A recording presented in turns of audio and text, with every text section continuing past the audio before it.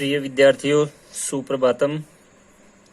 कल हमने 11वां पाठ पढ़ा था नाट्यांश का स्वदेशम कथम रक्षेयम।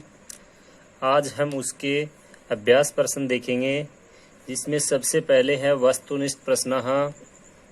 पहला प्रश्न है महाराणा प्रताप है राजा आसित। महाराणा प्रताप राजा थे, कहाँ के राजा थे? मेवाड़ राज्य से। इसका मतलब हो जाएगा मेवाड़ राज्य की। अगला प्रश्न है महाराणा प्रताप है कष्टम स्वीकरोति। महाराणा प्रताप ने कष्टों को स्वीकार किया। महाराणा प्रताप कष्ट को स्वीकार करते हैं, किस लिए? देशस्य स्वाधीनता, यही यानी देश की स्वतंत्रता के लिए। महाराणा प्रताप ने कष्टों को सहन क्यों किया? देश की स्वतंत्रता के लिए, देश की स्वाधीनता के लिए। ठीक है। अगला प्रश्न है किम महत पापम वर्तते। किसको महान पाप बताया गया है? तो ये उत्तर आ जाएगा आत्महननम। आत्महत्या करना महापाप होता है। आत्महत्या करना महापाप होता है। चौथा प्रश्न है किम कल्याण प्रदम उच्यते। कल्याण प्रदम का मतलब है कल्याणकारी किसे कहा जाता है। इस पाठ में कल्याणकारी किसे कहा गया है? तो वीरगत्या मरणम। इस पाठ में वीर गति के लिए मर जाना ही कल्याणकारी कहा गया है। फिर अगला प्रश्न है महाराणा प्रताप है कथम स्वदेशम रक्षितुम इच्छति। महाराणा प्रताप किस प्रकार से अपने देश की रक्षा करना चाहते हैं? तो उत्तर आ जाएगा प्राणई। प्राणई का अर्थ यहाँ होगा प्राण देकर। महाराणा प्रताप प्राण देकर अपने देश की रक्षा करना चाहते हैं। ठीक है, ये तो हो गए वस्तुनिष्ठ प्रश्न। अब आगे देखेंगे हम लघुत्तरात्मक प्रश्न। लघुत्तरात्मक प्रश्नों में पहला प्रश्न है महाराणा प्रताप कुत्र उपविष्ट है आसीत। यानी महाराणा प्रताप कुत्र उपविष्ट है आसीत, इसका मतलब महाराणा प्रताप कहाँ बैठे हुए थे। महाराणा पाठ के अनुसार महाराणा प्रताप कहाँ पर बैठे हुए थे? तो उत्तर आ जाएगा महाराणा प्रताप है एकस्याम शिलायाम उपविष्ट है आसीत। महाराणा प्रताप एक शिला पर यानी एक पत्थर पर बैठे हुए थे। अगला प्रश्न है भामाशाह कह आसीत। भामाशाह कौन था? भामाशाह मेवाड़ मंत्री आसीत। तो ये हो जाएगा भामाशाह मेवाड़ के मंत्री थे। तीसरा प्रश्न है भामाशाह किम आदाय प्रतापस्य समीपम आगच्छति। भामाशाह क्या लेकर महाराणा प्रताप के पास आते हैं? तो यहाँ उत्तर आ जाएगा भामाशाह धन राशि ग्रंथिम आदाय। भामाशाह धन की पोटली लेकर प्रतापस्य समीपम आगच्छति, प्रताप के पास में आते हैं। अगला प्रश्न है प्रताप है कस्य अभावे किमपि कर्तुम असमर्थ है। महाराणा प्रताप किसके अभाव में कुछ भी करने में असमर्थ थे? तो उत्तर आ जाएगा महाराणा प्रताप है धनाभावे किमपि कर्तुम असमर्थ है। महाराणा प्रताप धन के अभाव में कुछ भी करने में असमर्थ थे। ठीक है। अगला प्रश्न है भीलाः किम कर्तुम उद्यताः भवन्ति। भील हैं वो क्या करने के लिए उद्यताः भवन्ति तैयार हो जाते हैं? तो उत्तर आ जाएगा भीलाः देश रक्षायै स्वप्राणान दातुम उद्यताः भवन्ति। भील है वो देश की रक्षा के लिए अपने प्राणों को देने के लिए उद्यताः भवन्ति तैयार हो जाते हैं। ठीक है। आगे है व्याकरण से संबंधित प्रश्न। व्याकरण प्रश्न निम्नलिखितानां समासयुक्तानां पदानां समास नामोल्लेखम सहितम विग्रहम कुरुते। निम्नलिखित समास युक्त पदों में समास का नामोल्लेख करते हुए या समास के नामोल्लेख सहित समास विग्रह करो। ठीक है। यहाँ पद दिया गया है, यहाँ समस्त पद हो गया। ठीक है, ये हो गया विग्रह पद। ठीक है, इसको हम ऐसे भी लिख सकते हैं समस्त पद। ये हो गया समस्त पद और ये हो गया विग्रह पद। पहला है महत पापम। महत पापम का हिंदी अर्थ होता है महापाप। पाप कैसा है? महान पाप, बड़ा पाप। तो इसका विग्रह हो जाएगा महत पापम, एक विशेषण हो गया और दूसरा विशेष्य हो गया। संज्ञा की विशेषता बताने वाले शब्दों को विशेषण कहते हैं। पहला विशेषण, दूसरा विशेष्य, ये हो गया विशेषण विशेष्य कर्मधारय समास। फिर आगे है परमेश्वर है। परमेश्वर है में परम है, ईश्वर है। ईश्वर कैसा है? परम है, सर्वश्रेष्ठ है। तो यहाँ भी ये विशेष्य है और इसका विशेषण है परम। ठीक है, तो इसका समस्त पद हो गया परमेश्वर है। इसमें भी कौन सा समास होगा? विशेषण विशेष्य कर्मधारय समास।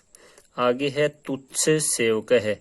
तुच्छ सेवक, तुच्छ है सेवक है। सेवक कैसा है? तुच्छ। यहाँ भी विशेषण विशेष्य कर्मधारय समास होगा, तो यहाँ लिखा हुआ है कर्मधारय समास। ठीक है, फिर आगे है वीर है पुरुष है। वीर है पुरुष है। पुरुष कैसा है? वीर। यहाँ भी पुरुष नामक विशेष्य की विशेषता बताई गई है कि पुरुष वीर है, तो ये भी हो जाएगा विशेषण विशेष्य कर्मधारय समास। अगला देखेंगे, अगला प्रश्न है संधि का। इसमें लिखा गया है निम्नलिखिता नाम पदानाम संधि विच्छेदम कुरुते, और साथ में संधि का नाम भी लिखा गया है। पहला पद है अनेनैव। अनेनैव का संधि विच्छेद होगा अनेन प्लस एव, यानी ए के बाद ए आने पर दोनों मिलकर ऐ हो जाता है। दोनों मिलकर ऐ हो जाता है और संधि हो जाती है वृद्धि स्वर संधि। ठीक है, ए प्लस ए मिलकर यहाँ ऐ की मात्रा न के ऊपर अनेनैव, वृद्धि स्वर संधि। आगे है धन्योऽसि। धन्योऽसि ओ के बाद अवग्रह चिन्ह आने पर एक तो होती है उत्व स्वर संधि होती है, और दूसरी हम पूर्व रूप स्वर संधि भी इसको मान सकते हैं। तो यहाँ ए के बाद विसर्ग और विसर्ग के बाद ए आने पर विसर्ग को ऊ हो जाता है और ए प्लस ऊ मिलकर गुण संधि के द्वारा ओ हो जाता है, और आगे वाले ए का अवग्रह चिन्ह हो जाता है, वो है उत्वय विसर्ग संधि। फिर आगे है राजोचितम। राजोचितम में क्या है? राजा प्लस उचितम, आ के बाद ऊ आने पर दोनों मिलकर ओ हो जाता है, और दोनों मिलकर ओ होता है गुण स्वर संधि में। ठीक है, तो ये बन गया राजोचितम गुण स्वर संधि। अगला है देहयेतत। तो यहाँ शब्द टुकड़े करेंगे तो बनेगा देही प्लस एतत। देही प्लस एतत। ई के बाद असमान स्वर ए आने पर ई को हो गया ये, और ये के साथ ये के आगे था ए, वो ये के ऊपर चला गया, तो ये बन गया देहयेतत। देही प्लस एतत यण स्वर संधि। यण स्वर संधि में होता है ई उ रील री के बाद में कोई भी असमान स्वर आने पर यण संधि होती है, तो यहाँ ई के बाद असमान स्वर ए है। ठीक है, फिर अगला प्रश्न है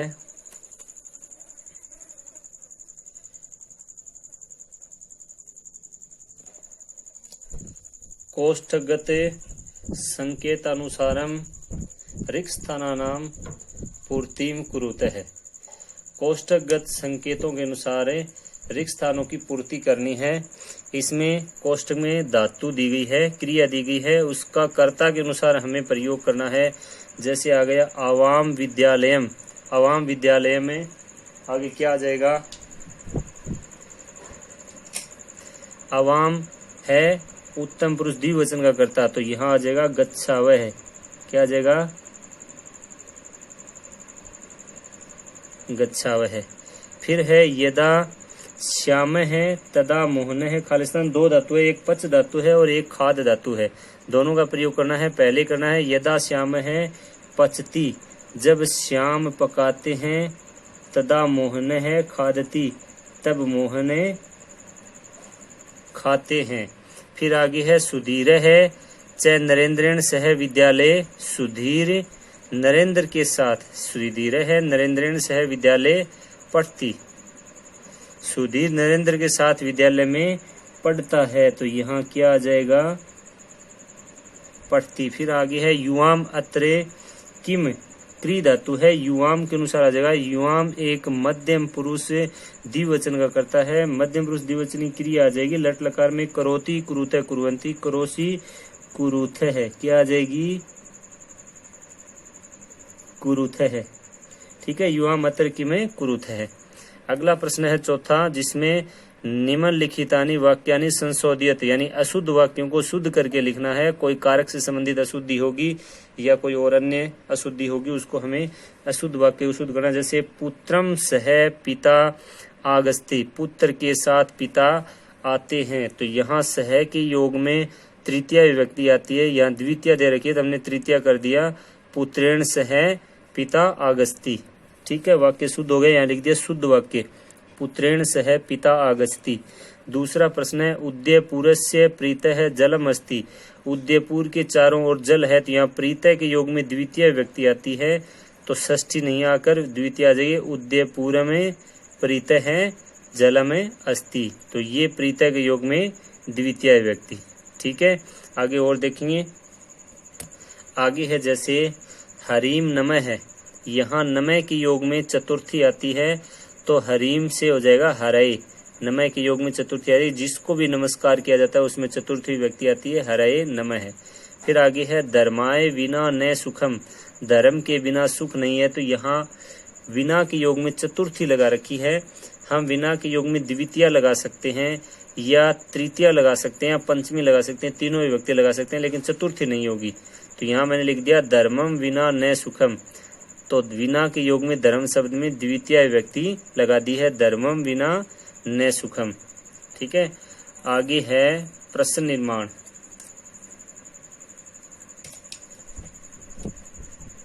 प्रश्न निर्माण में आप देखेंगे स्थूलाक्षर पदानी, आपकी पाठ्य पुस्तक में स्थूल अक्षर यानी गहरे काले अक्षर देखेंगे, और मैंने यहाँ लिख दिया रेखांकितानि पदानी। रेखांकितानि पदानी आधारीकृत्य, रेखांकित पदों को आधार मानकर प्रश्न निर्माणम कुरुते, प्रश्न निर्माण करना है। ठीक है, उत्तर दिया हुआ होगा और एक पद रेखांकित होगा, उसकी जगह हमें प्रश्न निर्माण करना है।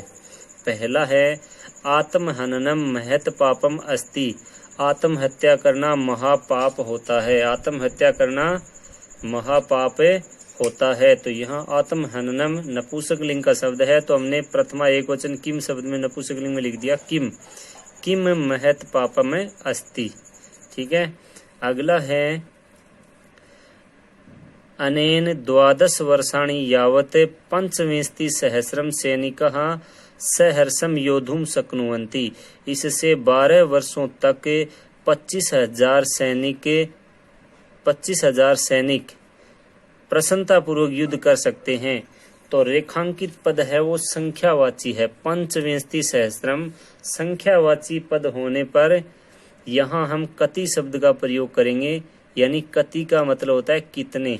इससे 12 वर्षों तक कितने सैनिक प्रसन्नता पूर्वक युद्ध कर सकते हैं, तो यहाँ रेखांकित पद है वो संख्यावाची पद है, इसलिए यहाँ पर हम कति शब्द का प्रयोग करेंगे। ठीक है, अगला है महाराणा प्रताप है अरण्य एकस्याम शिलायाम उपविष्ट है वर्तते, महाराणा प्रताप अरण्य यानी जंगल या वन में एकस्याम शिलायाम एक शिला के ऊपर बैठे हुए थे। तो यहाँ अरण्य एकस्याम शिलायाम, जंगल में एक पत्थर पर तीनों पद ये रेखांकित हैं, इसका मतलब ये स्थानवाची शब्द हो गया। क्या हो गया? स्थानवाची शब्द रेखांकित होने पर हम कुत्र शब्द का प्रयोग करेंगे। ठीक है, इसका हिंदी में प्रश्न भी ये बनेगा, महाराणा प्रताप कहाँ बैठे हुए थे, तो यहाँ हमने प्रयोग कर दिया रेखांकित पद की जगह कुत्र, महाराणा प्रताप है कुत्र उपविष्ट है वर्तते।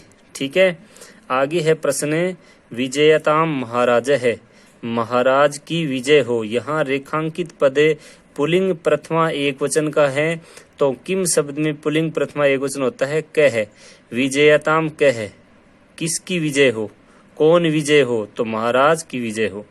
ठीक है, अगला प्रश्न है भवताम वीरता धीरता च देश रक्षा यही महानतम सहयोगम कृतवती, आपकी वीरता और धीरता ने देश की रक्षा के लिए महान सहयोग किया। आपकी वीरता और धीरता ने देश की रक्षा के लिए महान सहयोग किया। इसके लिए बन जाएगा देश रक्षा शब्द है आकारांत स्त्रीलिंग का, देश रक्षा मूल शब्द है, देश रक्षा आकारांत स्त्रीलिंग। यहाँ चतुर्थी विभक्ति का प्रयोग भी कर सकते हैं और चतुर्थी में एक शब्द और भी आता है किमर्थम का मतलब होता है किस लिए, तो किस लिए किमर्थम शब्द का प्रयोग किया गया है। भवताम वीरता धीरता च किमर्थम महानतम सहयोगम कृतवती, आपकी वीरता और धीरता ने किस लिए महान सहयोग किया। तो इस प्रकार से ये हो गए अंतिम प्रश्न था प्रश्न निर्माण का। आज हमारा 11वां पाठ है वो अभ्यास प्रश्नों सहित कंप्लीट हो गया है। कल हम अगला पाठ पढ़ेंगे। पाठ का नाम है मरु सौंदर्यम।